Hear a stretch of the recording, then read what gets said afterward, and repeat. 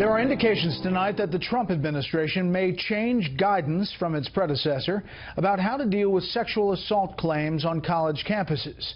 Correspondent Kristen Fisher reports the new people in charge want to look more closely at the rights of the accused.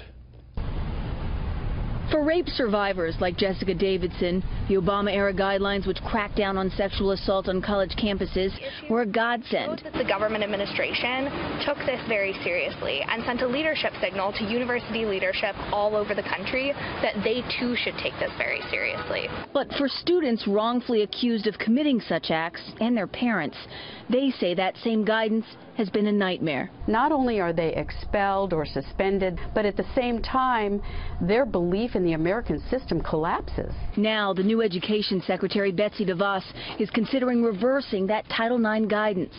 After meeting yesterday with all sides, the secretary said it's clear changes must be made, though she didn't say what those changes will look like. And no student should feel the scales are tipped against him or her.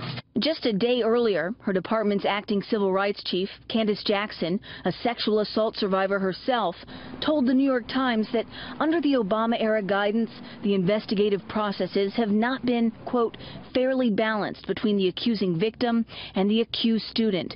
She then infuriated rape survivors even more by saying, quote, the accusations, 90% of them fall into the category of we were both drunk, we broke up, and 6 months later I found myself under a Title IX investigation. Now, Jackson has since apologized, but when Secretary DeVos was asked about it, all she would say is, we are listening and we know that this policy has not worked in too many ways. Indeed, some high-profile rape cases have turned out to be without merit.